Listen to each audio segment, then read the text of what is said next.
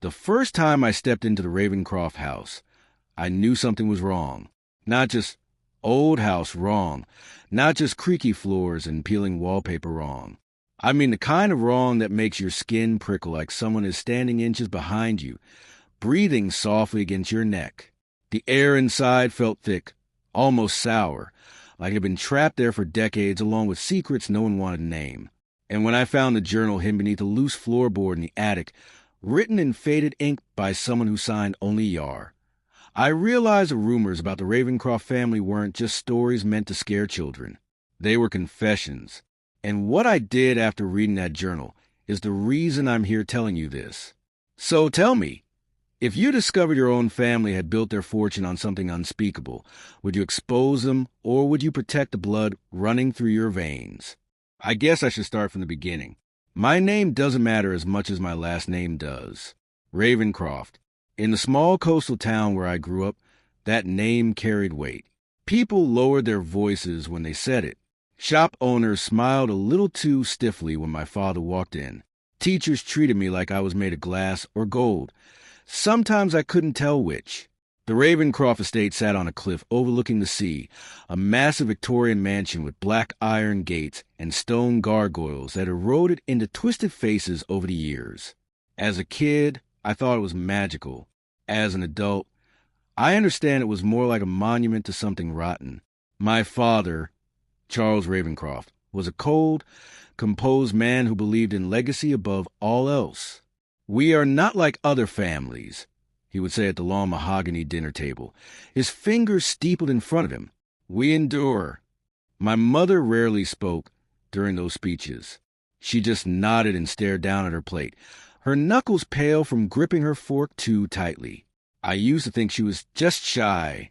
Now I know she was afraid. The town's history and my family's history were tangled together. In the late 1800s, my great-great-grandfather, Edward Ravencroft, arrived in town with nothing but a suitcase and a vision. That's the story we were told. He built shipping warehouses along the harbor, invested in fisheries, bought land when others couldn't afford to keep it. Within 2 decades, the Ravencrofts owned half the coastline. The other half, people whispered, was owned in spirit. Growing up, I wasn't allowed in the west wing of the house. It was always locked. When I asked why, my father's jaw tightened. Old rooms, unsafe floors, nothing of interest.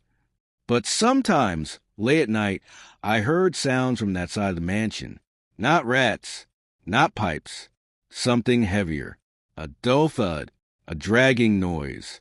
Once, when I was about 10, I saw a faint glow under the crack of the sealed door at the end of the hall. I told my mother the next morning, and she dropped her teacup. It shattered on the marble floor, and she whispered, "You must have been dreaming." Years passed, and I left for college in the city, desperate to put distance between myself and the suffocating atmosphere of the estate. I studied history, ironically enough. I told myself it was because I loved the past. In truth, I was trying to understand my own.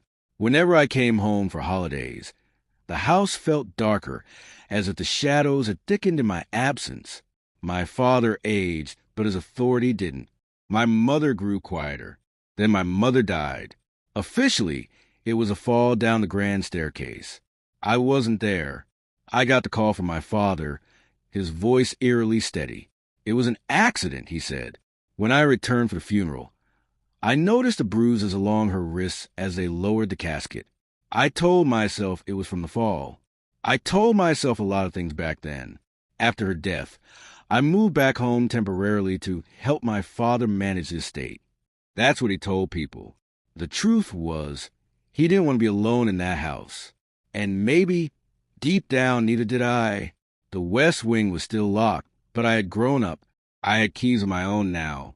One night, about 3 months after the funeral, I decided I was done being obedient. I waited until my father had gone to bed. The grandfather clock in the foyer struck midnight. As I stood in front of the forbidden door, my heart was pounding so loudly I was sure he could hear it through the walls. I slid one of the old brass keys into the lock. It didn't fit. The second didn't either. The third turned with a slow, reluctant click. The air that spilled out was colder than the rest of the house, carrying a metallic scent that made my stomach churn. The hallway inside was narrow and lined with portraits. Ravencroft ancestors stared down at me, their eyes dark, their expression severe. At the end of the corridor was a staircase leading up to the attic above the west wing. That's where I found a loose floorboard. The journal was wrapped in oilcloth, as if someone had wanted to preserve it. I brought it back to my room and started reading. The entries were dated 1891. The writer, Edward Ravencroft, my ancestor, didn't write about business deals or land acquisitions. He wrote about offerings, about appeasing the deep. He described the sea not as water, but as a living thing, hungry, patient. At first, I thought it was metaphor. Then I read the entry about the winter of 1893. The town had been struggling, failing fisheries, ships lost in storms. Edward wrote that he had made a bargain. He never named with whom, but he described a ritual performed in a cavern beneath the cliffs. He described bringing one of our own town, chosen for their debts and desperation. He wrote about blood on stone and the tide rising unnaturally fast. After that winter, the journal claimed, the Ravencroft fortunes multiplied. The storm spared their ships.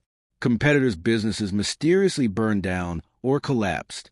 The town prospered, but only under Ravencroft ownership. I felt sick. It sounded insane. A delusion of a powerful man justifying ruthless decisions. But then I found the town records. Missing persons. Always in years when the Ravencroft empire expanded. Always people who had last been seen near the cliffs. And the final entries, they were the worst. Edward wrote that the bargain required renewal. Each generation must prove its devotion, he wrote. The bloodline must feed what feeds us.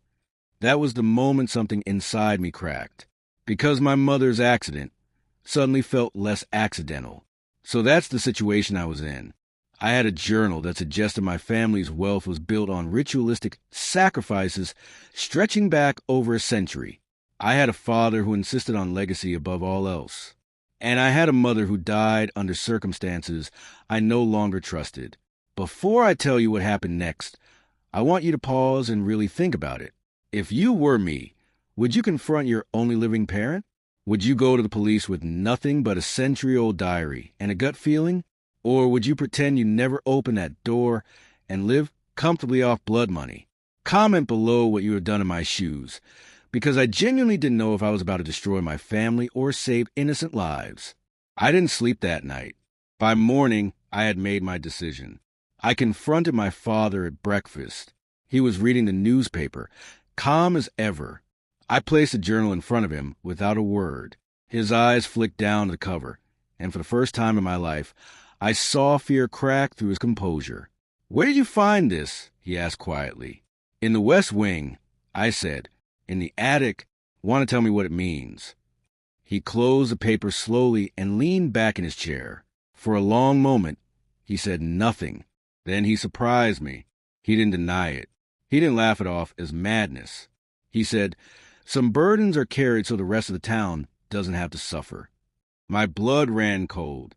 He told me the sea had always been dangerous, that before Edward's arrangement, the town had faced starvation, that sacrifices were rare and necessary. He spoke about it like balancing a ledger. Lives weighed against prosperity.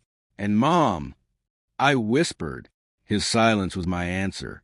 He claimed she had volunteered, that she had understood the importance of maintaining the bargain. I knew that was a lie. I remembered the bruises, the fear in her eyes. My father reached across the table and gripped my hand. "It will be your responsibility one day," he said. "You are the last Ravencroft. We endure." I pulled my hand away like his touch burned. I realized then that if I did nothing, I would become him. Maybe not today, maybe not willingly, but the weight of that legacy would crush me into the same shape. That night, he told me to dress formally. "It's time," he said. We walked down the cliff path in silence, the wind howling around us. He carried a lantern. I carried the journal hidden inside my coat. At the base of the cliffs was a narrow opening in the rock, half hidden by sea spray. Inside, the cavern walls were slick and black. In the center stood a flat stone stained dark with something that no tide had ever fully washed away. And there was someone else there, a young man from town. I recognized him. He worked at the marina. His hands were bound. His eyes were wide with terror. Something in me snapped. My father began reciting words that echoed off the cavern walls, words that sounded older than the town itself. The tide began to surge unnaturally. Water sloshing at our ankles though the moon was high and still. I stepped forward and shouted for him to stop. He ignored me. So I did the only thing I could think of. I threw the journal into the lantern flame. It caught instantly, pages curling, ink blackening. My father lunged at me, but I kicked the lantern toward the ritual stone. Oil spilled. Fire climbed the slick rock and licked up the cavern wall. The young man scrambled free as the ropes burned. The tide surged harder, but now it felt chaotic, violent. The cavern trembled. My father screamed, not in anger, but in something like despair, as part of the ceiling collapsed between us. I grabbed the marina worker and dragged him toward the exit as smoke and seawater filled the chamber. We barely made it out before the entrance caved in behind us. By morning, half the cliff face had collapsed into the sea, taking the hidden cavern with it. My father's body was never recovered. The town called it a tragic accident, a landslide, unstable rock. But something changed after that. The fishing yields dropped for a few seasons. Storms hit harder than usual. People complained about bad luck. For a while, I was terrified I had doomed everyone by breaking whatever twisted bargain my ancestor had made. And then life went on. Slowly, the town adapted. New businesses opened. People relied less on the sea and more on each other. It was harder, yes, but it was honest. I sold most of the estate and used the money to fund scholarships and community projects. I tore down the west wing brick by brick. Every portrait of my ancestors went into storage, then into the ground. I kept nothing but my mother's wedding ring. Sometimes, late at night, I still hear the ocean roaring against cliffs, and I wonder if something down there is still hungry. I wonder if my father was right about the cost of survival. But I also remember the look in that young man's eyes when he realized he was going to live. So was I wrong? Did I betray my bloodline? Or did I finally end it before it could claim anyone else? If you think I did the right thing, like this video, and let me know you would have done the same. If you think I should have preserved the legacy at any cost, tell me that too. I can take it. And if you want to hear more stories about the secrets families hide behind locked doors, make sure you subscribe for more. Share your final thoughts on this whole mess in the comments section. I read more than you think. I'll see you all in the next story.